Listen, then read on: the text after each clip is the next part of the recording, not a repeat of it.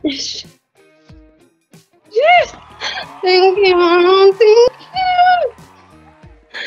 Thank you po.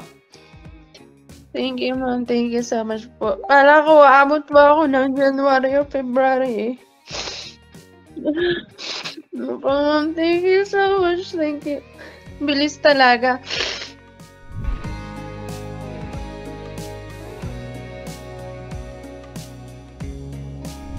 Ma'am, kasi po nung nag-attend po ako ng seminar dun sa ano, dito sa Baguio, na ano ko po, na-feel ko po na parang ang bilis ng pag-process nila, tsaka naiintindihan ko po talaga yung ano nila.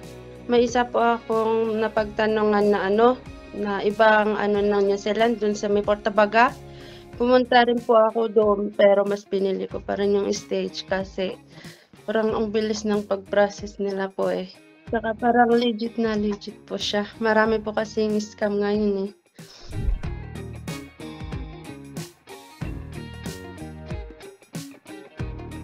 Ano po, yung na-experience ko po, yung mga admin nai-explain po nila lahat yung mga ano kailangan. Kaya hindi po ako nahirapang mag-ano po at saka kung may mali po, inaano po nila, inuulit po nila ulit. Tapos lagi po silang updated po, yun po yung gusto ko.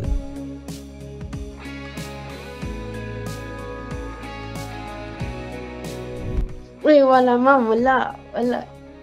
Wala po akong masasabi. Salud po. Opo, salud po ako. Walang dapat baguhin po, yun na po yun ma'am. Kasi lahat ng mga ano is ano sila, yung the way sila magsalita, sobrang approachable po, approachable. Kaya wala pong dapat baguhin.